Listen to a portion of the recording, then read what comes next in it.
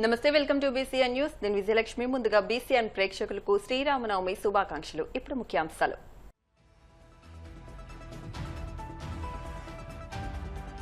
పలు కీలక నిర్ణయాలకు కేబినెట్ ఆమోదం. మంత్రిమండలి సమావేశం వివరాలు మీడియాకు వెల్లడించిన మంత్రి కొలుసు పార్థసారథి.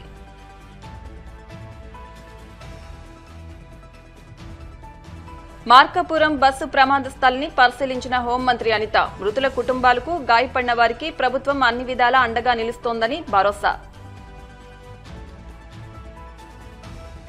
చట్ట వ్యతిరేకంగా ప్రవర్తించిన పోలీసులు చంద్రబాబు, లోకేష్లపై చర్యలు తీసుకునే వరకు న్యాయస్థానంలో పోరాటం చేస్తా. మాజీ మంత్రి అంబటి స్పష్టం.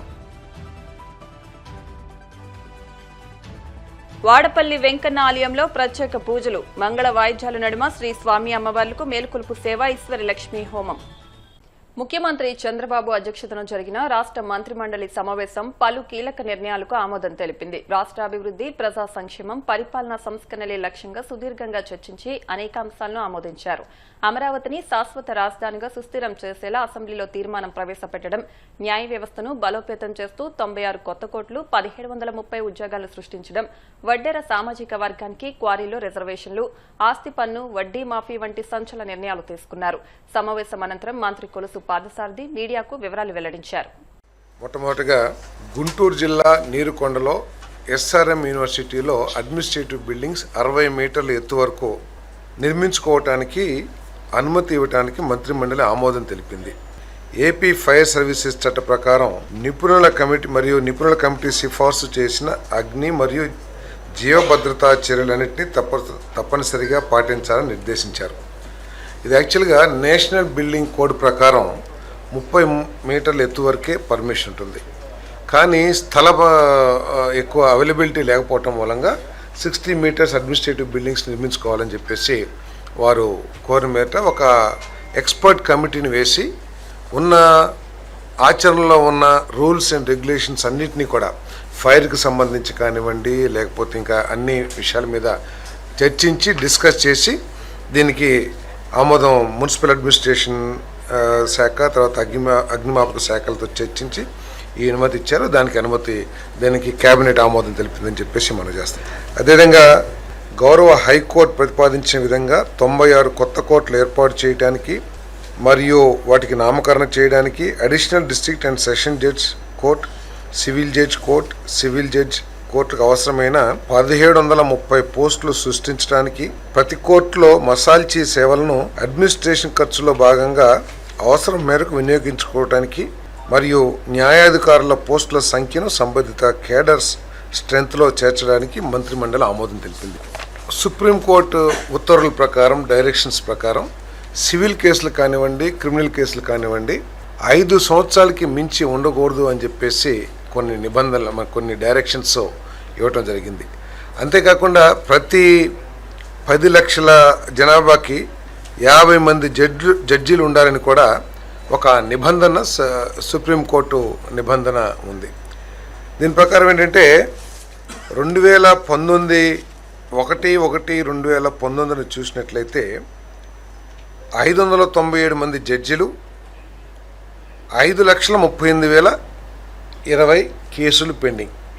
అంటే కేసులు పెరుగుదలకి, అదేవిధంగా జడ్జిలు నియామకానికి సంబంధం లేకుండా ఉంటుంది అనే విషయాన్ని కూడా దృష్టిలో పెట్టుకుని మరి హైకోర్టు రికమెండేషన్స్ ప్రకారం మరి ఈ 96 కోర్ట్స్ని ఏర్పాటు చేయడానికి, అదేవిధంగా దానికి కావాల్సిన 1730 స్టాఫ్ను కూడా శాంక్షన్ చేయడం జరిగిందని చెప్పేసి మనం చేస్తాను. పరిశ్రమలు అండ్ వాణిజ్యం, వడ్డెర సంఘాలకు క్వారీ లీజులు ప్రాధాన్య ఎంపిక ప్రాతిపదికన కేటాయించడానికి మరియు ప్రీమియం మొత్తం మరియు సీనరేజ్ ఫీజులో 50% రాయితీ ఇవ్వడానికి ప్రతిపాదిత మార్గదర్శకాలకు మంత్రిమండలి ఆమోదం తెలిపింది. మీ అందరికీ తెలిసిందే, తెలుగుదేశం కూటమి ప్రభుత్వం అధికారంలోకి వచ్చినప్పటి నుంచి కూడా రాష్ట్రంలోని బలహీన వర్గాలకి అనేక రాయితీలు ఇచ్చి వారి వృత్తుల్ని అభివృద్ధి చేయడానికి కానీ, ఎంకరేజ్ చేయడానికి కానీ ప్రయత్నం చేస్తూ ఉంది. దాంట్లో భాగంగానే నాయ బ్రాహ్మణులకి 10,000 నుంచి గౌరవ వేతనాన్ని 25,000కు పెంచడం కానివ్వండి, మత్స్యకారులకి వేట నిషేధిత సమయంలో 10,000 నుంచి 20,000 పెంచడం కానివ్వండి, మరి నాయ బ్రాహ్మణులకి షాప్ పెట్టుకుంటే 200 యూనిట్లు ఫ్రీగా, మరి పద్మశాలలకి హ్యాండ్లూమ్ అయితే 200 యూనిట్లు, పవర్లూమ్ అయితే 500 యూనిట్లు, మరి గౌడ సోదరులకి వైన్ షాప్స్లో బార్స్లో 10% రిజర్వేషన్. సో ఈ విధంగా బలహీన వర్గాల్ని ఆర్థికంగా బలోపేతం చేయడానికి, వారికి సాధికారత సాధించడానికి ఈ ప్రభుత్వం కట్టుబడిందని చెప్పేసి మనం చేస్తాను. అదే ఎన్నికల్లో ఇచ్చిన హామీ మేరకు మరి ఈరోజు వారికి 15% క్వారీలని రిజర్వ్ చేయాలని చెప్పేసి ఏదైతే ప్రతిపాదన వచ్చిందో దాన్ని ఆమోదించడం జరిగిందని చెప్పేసి మనం చేస్తాం. మార్కాపురం సమీపంలో జరిగిన ఘోర రోడ్డు ప్రమాదంపై హోంమంత్రి అనిత తీవ్ర దిగ్భ్రాంతి వ్యక్తం చేశారు. ఈ ఘటన అత్యంత బాధాకరమని పేర్కొన్నారు. రవాణా శాఖ మంత్రి మండిపల్లి రాంప్రసాద్ రెడ్డి, స్థానిక ఎమ్మెల్యే నారాయణ రెడ్డి, డీజీపీ హరీష్ కుమార్ గుప్తా జిల్లాధికారులతో కలిసి ఆమె ప్రమాద స్థలాన్ని క్షేత్రస్థాయిలో పరిశీలించారు. ఈ ప్రమాదంలో 13 మంది ప్రాణాలు కోల్పోవడం పట్ల ఆమె ప్రగాఢ సానుభూతి తెలిపారు. బాధితుల వైద్య ఖర్చును పూర్తిగా ప్రభుత్వమే భరిస్తుందని స్పష్టం చేశారు. మృతుల కుటుంబాలకు, గాయపడిన వారికి ప్రభుత్వం అన్ని విధాలా అండగా నిలుస్తుందని భరోసా ఇచ్చారు. చాలా దురదృష్టకర సంఘటన. ఈరోజు జగిత్యాల నుంచి వింజమూరు వెళ్ళే బస్ ఇది. తెల్లవారుజామున 6 గంటల కంటే ఇంచుమించుగా 5:15 ఆ టైంకి ఇక్కడ బస్సు అండ్ అటు నుంచి ఆపోజిట్లో వచ్చే టిప్పర్ ఈ రెండు ఢీక్కోవటం వల్ల ఫైర్ వచ్చి ఇంచుమించుగా బస్సు అదేవిధంగా టిప్పరు రెండు కూడా పూర్తిగా కాలిపోవడం జరిగింది. ఇమీడియట్గా అది ఇన్ఫర్మేషన్ వచ్చిన ఆన్ వే పాసెంజర్ ఎవరో ఒకరు ఫైర్ డిపార్ట్మెంట్కి, పోలీస్ డిపార్ట్మెంట్కి ఇన్ఫార్మ్ చేయడం.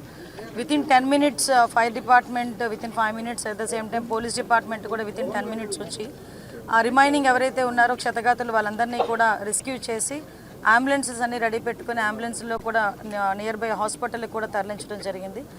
సుమారుగా ఇప్పుడు హాస్పిటల్లో 28 members ఉన్నారు. బస్సులో ఎంతవరకు ప్రయాణం చేస్తున్న వారి సంఖ్య కూడా 41 అని చెప్పి ఇప్పుడే అధికారికంగా కూడా చెప్పడం జరిగింది. అందులో 13 మంది సజీవ దహనం అవడం నిజంగా చాలా దురదృష్టకరం. వీళ్ళందరూ కూడా బిలాంగ్స్ టు ఏపీకి సంబంధించిన వాళ్ళు, చుట్టుపక్కల సంబంధించిన వాళ్ళే. అంటే ఇటువంటి ఇప్పుడు వచ్చేటప్పుడు కూడా అదే నాతో పాటు డీజీపీ గారు, అదేవిధంగా మన ట్రాన్స్పోర్ట్ మినిస్టర్ రాంప్రసాద్ రెడ్డి గారు, అదేవిధంగా కలెక్టర్ గారు, ఎస్పీ గారు ఫస్ట్ నుంచి కూడా మానిటర్ చేసుకుంటున్నారు. అంటే ఈ యాక్సిడెంట్కి జరిగిన ఇన్సిడెంట్ ఎలా జరిగింది, ఎందుకు జరిగింది, కాజ్ ఆఫ్ యాక్సిడెంట్ మనం గుర్తించడం ఒక ఎత్తు అయితే, ఈరోజు ఆ ట్రావెల్ బస్ కూడా చూసుకుంటే హరికృష్ణ ట్రావెల్స్కి సంబంధించిన బస్సు, కలిగిరికి సంబంధించిన వ్యక్తి ఆయన. అతను తీసుకుంటున్న ఈ బస్సెస్ కూడా అసలు కండిషన్స్లో ఉన్నాయి, అవన్నీ వెరిఫై చేస్తే ఆల్రెడీ అన్ని లైసెన్స్డ్ ఉన్నాయి. 2026 డిసెంబర్ వరకు బస్కి లైసెన్స్ ఉంది, ఇన్సూరెన్స్ లైసెన్స్ ఉన్నాయి. సో ఇవన్నీ కూడా లైసెన్స్ అన్ని పక్కా పేపర్స్తోనే వెళ్తుంది. బట్ ఎందుకు జరిగింది, ఎలా జరిగింది అన్న దాని మీద సమగ్రమైన విచారణకి గౌరవ సీఎం గారు కూడా ఆదేశించడం జరిగింది. గౌరవ సీఎం గారి ఆదేశాల మేరకు ఈరోజు క్యాబినెట్ ఉన్నా కూడా ఇమీడియట్గా అక్కడికి వెళ్ళమని చెప్పేసరికి నేను, అదేవిధంగా రాంప్రసాద్ రెడ్డి గారు, డీజీపీ గారు మేమందరం కూడా ఇక్కడికి రావడం జరిగింది. క్షతగాత్రులందరికీ కూడా మెరుగైన వైద్యం అందిస్తాం. ఇప్పటి వరకు క్షతగాత్రులందరూ కూడా ఎటువంటి ప్రాణాపాయం లేకుండా అందరూ కూడా సేఫ్లోనే ఉన్నారు. చిన్న చిన్న ఫ్రాక్చర్స్ జరిగినాయి. వాళ్ళందరికీ కూడా నియర్ బై గుంటూరు హాస్పిటల్కి కానీ ఎక్కడికైనా షిఫ్ట్ చేయాల్సి వస్తే కనుక ఇమీడియట్గా షిఫ్ట్ చేసి వాళ్ళందరికీ కూడా మంచి వైద్య సదుపాయాలు కలిగేటట్టుగా మేము చూసుకుంటాం. ఎవరైతే ప్రమాదానికి గురై మరణించారో వాళ్ళ కుటుంబాలకు ఈ ప్రభుత్వం అండదండగా ఉంటుందని భరోసా ఇవ్వమన్నారు. తప్పకుండా ఈ ప్రభుత్వం వాళ్ళ కుటుంబాల పక్షాన్ని నిలబడుతుందని మేమందరూ తెలియజేసుకుంటున్నాం. ఘటన జరిగిన 20-30 నిమిషాల్లోనే యంత్రాంగం అంతా ఇక్కడ రావడం జరిగింది. అలాగే మా స్థానిక శాసనసభ్యులు కూడా అప్పటికప్పుడే స్పందించడం, ఎవరైతే ఇప్పుడు చికిత్స పొందుతున్నారో వాళ్ళకి కూడా భరోసా ఇస్తున్నాం. ప్రభుత్వమే వారి ఖర్చును కూడా భరించేదానికి ఆదేశించడం జరిగింది. అలాగే కొద్ది గంటల్లోనే ఈరోజు క్యాబినెట్ ఉంది కాబట్టి ముఖ్యమంత్రి గారు కూడా మరణించిన కుటుంబాలకు అలాగే క్షతగాత్రులకు ప్రభుత్వం తరఫున ఎక్స్గ్రేషియా కూడా ప్రకటించడం జరుగుతుందని మేమందరూ తెలియజేసుకుంటున్నా. ముఖ్యంగా ఇలాంటి ఘటనలు తెలంగాణ, ఆంధ్ర అలాగే కర్ణాటకలో గత 5 నెలల్లో ఇది 4వ ఘటన. దీని మీద రాష్ట్ర ట్రాన్స్పోర్ట్ డిపార్ట్మెంట్ అలాగే పోలీస్ డిపార్ట్మెంట్ కూడా క్షుణ్ణంగా పరీక్షిస్తున్నాం. ప్రమాదాలు జరుగుతూ ఉన్నాయి ముందు, ఇప్పుడు జరిగే ప్రమాదాల్లో ఎక్కువగా ఈ ఫైర్ క్యాచ్ కావడం వల్ల బస్సులో ఉన్న పరిస్థితులు అలాగే బస్సు యొక్క బాడీ బిల్డింగ్ స్ట్రక్చరు, అక్కడ సేఫ్టీ మెజర్స్ మీద కూడా ఒక కమిటీ ముందే వేయడం జరిగింది. దాని ద్వారా రేపు రాబోయే కాలంలో కూడా నియమాలు కఠినంగా ఉంటాయి. చట్ట వ్యతిరేకంగా ప్రవర్తించిన పోలీసులు సీఎం చంద్రబాబు మంత్రి లోకేష్లపై చర్యలు తీసుకునే వరకు న్యాయస్థానంలో పోరాడతానని వైసీపీ నేత అంబటి రాంబాబు అన్నారు. తూర్పుగోదావరి జిల్లా మండపేటలో ఎమ్మెల్సీ తోట త్రిమూర్తులతో, కాకినాడ జిల్లాలోని కిర్లంపూడిలో వైసీపీ నేత ముద్రగడ పద్మనాభంతో ఆయన భేటీ అయ్యారు. ఈ సందర్భంగా 2 చోట్ల ఆయన మీడియాతో మాట్లాడారు. తనపై పథకం ప్రకారం దాడి చేసి జైల్లో పెట్టిన కూటమి ప్రభుత్వ తీరును ప్రజలు గమనిస్తున్నారని అన్నారు. ప్రభుత్వం తన కుటుంబాన్ని మానసికంగా వేధించిందని పేర్కొన్నారు. వీరిని కలిసి వీరికి ధన్యవాదాలు చెప్పాలనేది నా ఉద్దేశం. ఎందుకంటే మొన్న నేను రాజమండ్రి సెంట్రల్ జైల్లో ఉన్నప్పుడు వీరందరూ మనస్ఫూర్తిగా నాకు మద్దతు. కన్నబాబు గారు అయితే తక్షణమే రాజమండ్రి సెంట్రల్ జైలుకి వచ్చి నాకు ధైర్యం చెప్పారు. అంటే నేను ధైర్యం పోయిందని ఉంటారు, సహజంగా చెప్పారు. నాకేం ధైర్యం పోలేదనుకోండి, ధైర్యం చెప్పారు. చాలా కన్సర్న్గా మాట్లాడినటువంటి వ్యక్తుల్లో కన్నబాబు. అలాగే నేను రిలీజ్ అయిన రోజున మా గీతా గారు ప్రత్యేకంగా వచ్చి నాకు అభినందనలు తెలిపారు.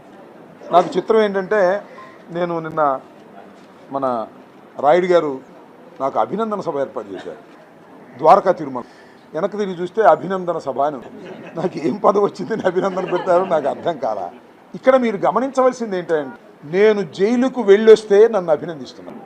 దాని అర్థం ఏంటంటే, రాంబాబు గారు మిమ్మల్ని జైలుకు పంపటం అన్యాయం అని దాని అర్థం.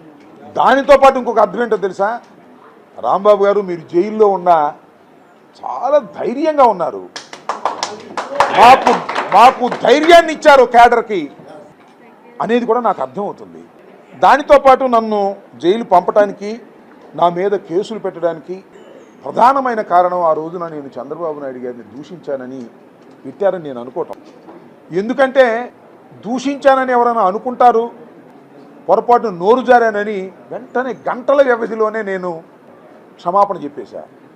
అయినా నన్ను జైలుకి నా ఇంటి మీద దాడి చేశారు, నా ఆఫీసు మీద దాడి చేశారు. బహుశా చరిత్రలో ఎప్పుడు ఇంత దారుణమైన దాడి జరగలేదు. తెలుగుదేశం వారికి కూడా చెప్తున్నా, జనసేన వారికి కూడా చెప్తున్నా, ఒకసారి వెరిఫై 7 గంటల 20 నిమిషాల సేపు నా ఇంటి ముందు, నా ఆఫీసు ముందు కరానృత్యం చేశారు. పోలీసులు అక్కడే ఉన్నారు, ఏం మాట్లాడలా, సహకరించారు. పెట్రోల్ తీసుకొచ్చి పెట్రోల్ బాంబులు వేశారు, పరుగులు తీసుకొచ్చి గోడలు పగలగొట్టారు, నా ఇల్లంతా ధ్వంసం చేశారు, నా కార్లు పగలగొట్టారు, నా ఫర్నిచర్ పగలగొట్టారు. ఒకటి చంపకపోవటమే, నైతికంగా చంపేశారు. ఇంత దారుణమైన సంఘటన ఈ మధ్యకాలంలో చరిత్రలో ఉభయ రాష్ట్రాల్లో ఎక్కడ జరగలేదు, నిజంగా భారతదేశంలో కూడా జరగలేదని నా అభిప్రాయం. Subject to the correction. ఎందుకు చేశారు ఇది? నేనేం చేశానని చేశారు? ఒక బూత్ తిట్టానని అనుకోని కాసేపు. ఉండవల్లి అరుణ్ కుమార్ గారు చెప్పాడు, తిట్టిన వాడికి ఏమో సెంట్రల్ జైలు, కార్లు బగలగొట్టి ధ్వంసం చేసిన వారికి ఏమో స్టేషన్ వేలించి పంపి. దిస్ ఈజ్ ద సిస్టమ్, పాలన, administration, police administration in Andhra Pradesh. Chandrababu Naidu గారి నాయకత్వంలో, లోకేష్ గారి నాయకత్వంలో ఇలా జరుగుతూ ఉంది. జైల్లో పెట్టి పోలీస్ లాకప్లో వీళ్ళ దుంప దగ్గర కొట్టడానికి ప్రయత్నం చేశారు, కాళ్ళు బగలు తీశారు, ఏదేదో చేశారు. కేసు మీద కేసు, కేసు మీద కేసు, కేసు మీద కేసు పెట్టారు. అంటే రాకూడదు, రాపులేటి పెట్టాలని. ఎందుకు అంటే, లోకేష్ రాసిన రెడ్ బుక్ నా కుక్క కూడా భయపడదు అని అన్నందుక, లేదు సంక్రాంతికి ఒక చక్కని పాట రాజకీయ పార్టీ పాట రాసి డ్యాన్స్ చేసినందుక, వచ్చేది జగనన్నే, కూటమిని కూల్చేది కూడా జగనన్నే, నీ రెడ్ బుక్ నా కుక్క కూడా లెక్క చేయదు. వింటున్నావా చంద్రబాబు, చెబుతున్నాడు ఈ రాంబాబు అన్నందుకు పెట్టావు రావులా. నువ్వు రావులు పెడితే భయపడతాడా అంబటి రాంబాబు? వీళ్ళందరూ ఇంత బలం ఉంది. ఈ రాష్ట్రంలో 40% ఓటు బ్యాంకు కలిగినటువంటి వైఎస్ఆర్ కాంగ్రెస్ పార్టీ నాయకుడిని నేను, భయపడను. ఇంకొకటి కూడా చెప్తున్నా చంద్రబాబు నాయుడు, ఈ రాష్ట్ర జనాభాలో 20% పైన ఉన్న కాపు కులంలో పుట్టి పెరిగినటువంటి వ్యక్తి రాంబాబు, గుర్తుపెట్టుకోమని మనం చేస్తున్నా. దానికి దేనికి భయపడను, నువ్వెన్ని చేసినా భయపడేటటువంటి వ్యక్తిని కాదు అని మనం చేస్తాం. ఇవాళ ఏం జరుగుతుంది? నా మీద దాడి చేసిన వారి మీద కేసులు లేవు, నన్ను కొట్టడానికి ప్రయత్నం చేసిన పోలీసు వారి మీద యాక్షన్ లేదు. న్యాయ పోరాటం చేస్తానని కూడా ఈ సందర్భంగా మనం కోనసీమ తిరుమలగా వర్ధిల్లుతున్న వాడపల్లి శ్రీ వెంకటేశ్వర స్వామి ఆలయంలో శుక్రవారం ప్రత్యేక పూజలు వైభవంగా నిర్వహించారు. మంగళ వాయిద్యాల నడుమ శ్రీ స్వామి అమ్మవార్లకు మేల్కొలుపు సేవను నిర్వహించిన అనంతరం ఐశ్వర్య లక్ష్మి హోమాన్ని జరిపించారు. అర్చకులు శ్రీ స్వామి అమ్మవార్ల వసంత మండపంలో అష్టోత్తర పూజలు నిర్వహించగా ప్రత్యేక అలంకరణలో ఉన్న స్వామిని దర్శించుకుని భక్తులు తరించిపోయారు. ఇప్పుడు కాసేపు ప్రకటనలు.